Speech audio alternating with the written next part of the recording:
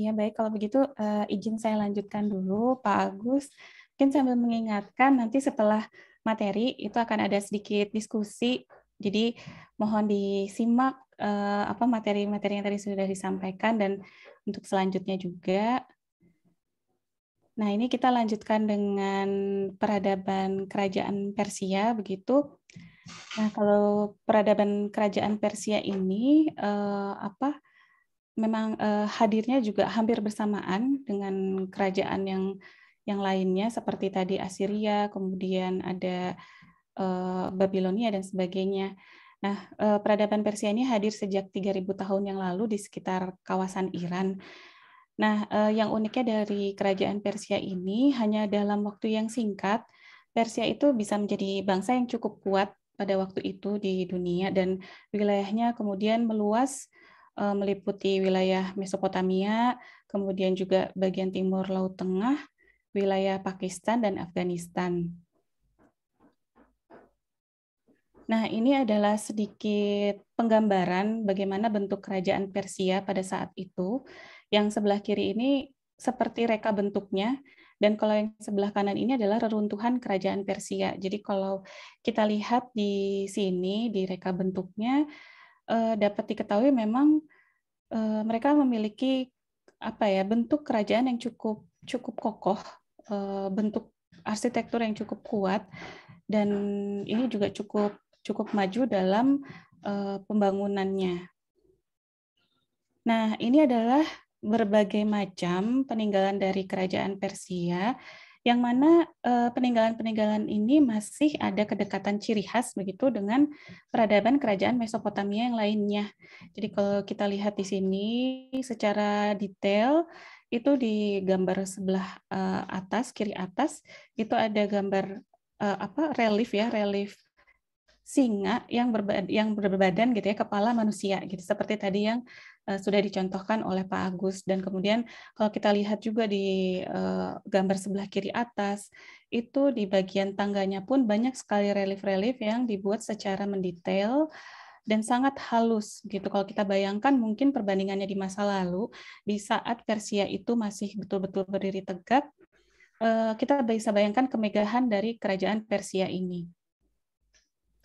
Nah, kejayaan dari Persia ini sangat dipengaruhi oleh raja-rajanya yang hebat gitu. Antara lain adalah Cyrus Agung, yang mana ini dikenal sebagai pendiri kerajaan Persia.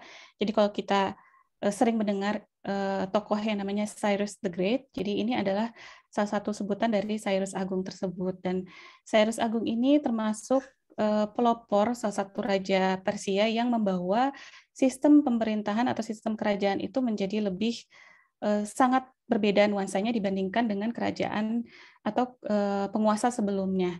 Jadi di masa Cyrus Agung ini banyak sekali perubahan-perubahan yang dibawa, termasuk pada cara dia berkuasa, yang mana dia lebih banyak menekankan pada hak-hak manusia, kemudian juga keadilan, kemudian juga mengurangi kegiatan-kegiatan yang sifatnya perang dan sebagainya. Nah, itu adalah salah satu perubahan besar yang dibawa oleh Cyrus Agung, dan bahkan dia juga membuat salah satu undang-undang yang cukup terkenal sebagai acuannya di masa kejayaan Persia waktu itu, yaitu undang-undang yang mengacu mengenai hak-hak manusia, disebutnya Cyrus Cylinder. Dan hingga kini bahkan oleh United Nations itu digadang-gadang sebagai awal mula bagaimana hak-hak manusia itu diangkat di peradaban-peradaban lama. Nah, kemudian kerajaan Cyrus Agung ini kemudian juga diteruskan kejayaannya ketika masa pemerintahan Raja Darius I dan II. Nah, kemudian ini adalah contoh berbagai macam busana yang dipakai oleh bangsa Persia, baik itu dari busana perang, kemudian juga tokoh-tokoh bangsawan, kemudian juga para wanitanya. Dan di sini kita bisa lihat bahwa ciri khas busana mereka sangat berbeda dengan peradaban-peradaban bangsa lainnya, seperti tadi sebelumnya sudah kita lihat. Kita lihat bahwa busana perangnya pun memiliki corak yang cukup berciri khas. dan kemudian bentuk dari tamengnya juga berbeda dengan tameng-tameng karakter dari kerajaan yang lainnya. Dan di sini kita melihat busana-busana perempuannya pun sangat beraneka macam. Mungkin itu juga bisa disebabkan bahwa banyaknya aneka ragam kegiatan yang pada waktu itu bisa dilakukan oleh perempuan. Jadi di masa Persia ini, kejayaan Persia ini, yang uniknya perempuan itu memiliki kebebasan yang sangat sangat sangat besar gitu di sini. Bahkan perempuan bisa menjadi seorang tokoh atau bisa menjadi seorang pemilik toko atau pemilik properti lainnya, atau bahkan bisa menjadi seseorang yang memiliki posisi penting di suatu pekerjaan. Nah, kemudian ini adalah berbagai macam contoh ya senjata peninggalan bangsa Persia, yang mana di sini kalau kita lihat banyak sekali ukiran-ukiran yang menjadi ciri khas dari bangsa Persia, dan itu diaplikasikan pada setiap bagian dari pedang yang memang digunakan pada saat itu. Jadi ada pedang, kemudian ada kapak, yang mana di bagian-bagiannya itu sangat diaplikasikan ukiran-ukiran yang mendetail. Nah, kemudian juga selain itu, mereka juga banyak sekali memiliki peninggalan mebel ya, seperti bangsa-bangsa lainnya. Dan kalau kita lihat di sini, mebelnya juga memiliki ciri khas khusus, yang mana ciri khasnya lebih banyak menggunakan unsur-unsur ornamen yang geometris, dan juga ada ornamen yang bernuansa tumbuhan. Dan ornamen-ornamen geometris ini juga banyak sekali diterapkan selain di furniture atau di mebel lainnya, tapi juga diterapkan pada karya-karya lain seperti arsitektur ataupun juga pada tekstil, pada perhiasan dan sebagainya. Nah, ini adalah salah satu contoh bagaimana kekayaan kerajinan atau kekuatan dari kemampuan dari para pengrajin ya bangsa Persia pada saat itu. Kita lihat berbagai macam bentuk ragam perhiasan, kemudian juga di sini ada uang logam, penggunaan uang logam, dan kemudian yang unik di sini juga ada pelampung yang terbuat dari tembikar, dan kemudian juga ada cangkir raja atau wadah minum yang terbuat dari emas dan memiliki bentuk yang sangat unik. Dan di sini bentuknya juga mengadopsi bentuk-bentuk dari hewan, kemudian juga bentuk-bentuk manusia. Nah, kemudian juga ada lagi berbagai macam perlengkapan ya, seperti kotak perhiasan, lampu, dan sebagainya. Nah, ini contoh-contoh ornamen yang banyak digunakan oleh bangsa Persia, dan mungkin ini tidak terlalu jelas terlihat, tapi ketika kita coba mengamati benda-benda yang lainnya, ciri-cirinya itu banyak mengangkat aspek geometris dan organik. Jadi, aspek geometris yang diangkat ini tentu saja tidak serta-merta mereka pikirkan langsung, oh iya, geometris saja, tidak, pasti ada alasan yang kuat atau latar belakang yang kuat kenapa mereka memikirkan atau menggunakan ragam geometris, dan katanya memang ragam geometris ini sudah sangat diperhitungkan oleh mereka, baik itu pengaplikasiannya misalkan pada gedung atau pada tempat-tempat peribadatan, sehingga ketika mereka mencoba mengaplikasikan unsur-unsur geometris itu, mereka bisa mendapatkan misalkan lubang-lubang ventilasi yang cukup baik, kemudian juga bisa menggunakan bahan-bahan sisa melalui ragam geometris ini. Nah, kemudian kecenderungannya itu juga menggunakan motif flora fauna seperti singa, harimau, dan ada binatang fantasi lainnya gitu. Nah, kemudian juga ragam hiasnya ada yang bersifat 3-dimensional, relief timbul dan relief datar, dan juga banyak sekali bercerita tentang kehidupan. Nah, bangsa Persia juga tidak kalah akan kemajuan di transportasinya, yang mana mereka memiliki kapal yang waktu itu sangat kuat untuk kegiatan pertahanan mereka, dan ini adalah contoh berbagai macam reka bentuk kapal yang digunakan oleh bangsa Persia pada saat itu. Nah, kemudian ini kita langsung melanjutkan gitu ya pada peradaban bangsa Sumeria, yang mana di sini dikatakan bahwa bangsa Sumeria ini atau peradaban Sumeria ini juga menjadi salah satu bagian gitu ya dari peradaban Mesopotamia dan merupakan salah satu peradaban paling awal di Mesopotamia. Jadi menurut sejarah dia merupakan salah satu yang paling tua, dimulai sekitar 6.500 sebelum Masehi dan berakhir sekitar 40 sampai 100 sebelum Masehi. Ketika seluruh Mesopotamia berada di bawah kendali Kekaisaran Akkadia atau Agade. Nah, peradaban kuno ini muncul di berbagai macam wilayah Mesopotamia bagian selatan. Jadi kalau kita lihat di gambar sebelah kiri itu ada bagian hijau yang mana di situ juga terlihat ada Sungai Efrat dan Sungai Tigris. Nah, peradaban Sumeria ini muncul di antara Sungai Efrat dan Sungai Tigris tersebut. Nah, kemudian di jatuh bangunnya bangsa Sumeria ini, bangsa Sumeria itu sempat muncul kembali pada abad ke-22 sebelum Masehi, namun tidak bertahan lama. Dan konon bangsa Sumeria ini juga adalah bangsa yang memiliki banyak bentuk-bentuk inovasi yang cukup besar pengaruhnya untuk inovasi-inovasi bangsa lainnya, kemudian juga termasuk pada bangsa yang membuat jaringan perdagangan paling awal dalam sejarah. Nah, ini adalah contoh bagaimana bangunan-bangunan Sumeria pada saat itu.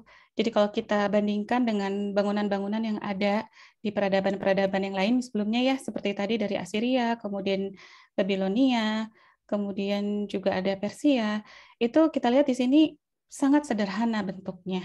Jadi cukup berbeda, tidak terlalu megah, tapi sederhana dan cukup sederhana untuk atau cukup untuk bisa ya menjalani kehidupan mereka sehari-hari. Nah, kehidupan sosial bangsa Sumeria itu juga tidak berbeda dengan kehidupan bangsa pada peradaban yang lainnya. Namun mereka termasuk bangsa yang cukup bisa dibilang pelopor karena banyak sekali kegiatan-kegiatan yang mereka lakukan kemudian menjadi panduan untuk bangsa-bangsa yang lainnya. Misalkan dalam kegiatan yang paling sederhana, aktivitas bertani, ataupun sampai kegiatan perdagangan. Nah, ini adalah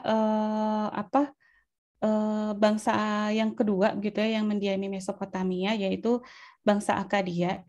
Jadi bangsa Akkadia ini konon berasal dari utara Mesopotamia, kemudian bermigrasi ke Sumeria dan ini juga banyak ditemukan data-datanya pada berbagai macam ukiran gitu yang ditemukan dan juga memiliki banyak kesamaan gitu ya ukirannya dengan temuan-temuan di Assyria, kemudian juga di Persia dan sebagainya. Nah, kemudian di sini juga diketahui bahwa Raja Sumeria itu dianggap sebagai titisan setengah dewa dan merupakan orang-orang yang arif. Jadi pada waktu itu bangsa Sumeria atau bangsa Akkadia ini sangat percaya pada hal-hal yang sifatnya mistis sehingga banyak sekali patung-patung yang juga di sini yang bagian bawah ya yang menggambarkan dewa-dewa mereka. Kemudian ini juga banyak sekali dihormati oleh bangsa Akkadia di Sumeria. Nah, kemudian ini ada salah satu sosok juga makhluk mitologi di bangsa Sumeria yang mana dipercaya sebagai pencampuran antara dewa dan manusia, disebut Anunnaki. Jadi karena memang kepercayaan mereka terhadap mitos dan juga makhluk jadi-jadian, sehingga mereka memiliki beberapa sosok makhluk mitologi di masa itu. Nah, ini adalah berbagai macam peninggalan yang ditemukan di Sumeria. Itu salah satunya ini ada lambang swastika yang ditemukan diperkirakan ya 2000 tahun sebelum Masehi. Kemudian juga mereka banyak sekali membuat bentuk-bentuk keramik yang mana bentuk-bentuknya juga sangat unik dan juga ditemukan tulisan paku pada saat itu. Jadi kalau perbedaannya mungkin di bangsa-bangsa yang lain ya tadi bangsa Akkadia di Sumeria ini lebih banyak juga mengangkat bentuk-bentuk piktograf. Jadi lebih banyak bentuk-bentuk gambar yang tujuannya mungkin belum kepada pencatatan sejarah, tapi kepada kegiatan perdagangan atau jual beli. Jadi kalau misalkan tadi Asiria sudah banyak sekali membuat catatan-catatan sejarah melalui tulisan paku gitu. Tapi kalau bangsa Akkadia itu lebih kebanyak ke untuk kegiatan perdagangan karena memang pada waktu itu mereka baru memasuki masa-masa atau menyesuaikan dengan kebutuhan mereka pada kegiatan perdagangan. Nah, kemudian ini ada alat transportasi dari bangsa Sumeria. Mereka juga menggunakan kereta beroda yang ditemukan pada relief-relief. Kemudian juga konon mereka memiliki kapal gitu ya yang terbuat dari alang-alang rumput dan pelepah pohon kurma di sini seperti contoh yang digambar dan bentuknya sangat unik dan ini sempat juga replikanya diuji cobakan. Nah, ini adalah sedikit referensi dari literatur internet begitu. Kalau misalkan kalian ada yang mau cari lebih lanjut mengenai Sumeria dan tadi bangsa Akkadia, ini juga bisa dilihat lebih lanjut di sini. Oke. Oh baik, ini ternyata sudah selesai. Baik, jadi itu adalah sudah ini ya sudah disampaikan secara padat tadi mengenai bagaimana peradaban-peradaban itu mulai muncul, baik itu di Romawi, kemudian ternyata jauh sebelum itu, sebelum Romawi muncul, itu bahkan ada peradaban-peradaban tua lainnya yang muncul begitu seperti tadi ada Babilonia, Assyria, kemudian juga Persia dan Sumeria gitu. Nah, di sini saya mau kita saksikan dulu atau kita simak dulu sebuah video singkat gitu ya mengenai peradaban Mesopotamia. Oke, sebentar saya akan share screen dulu.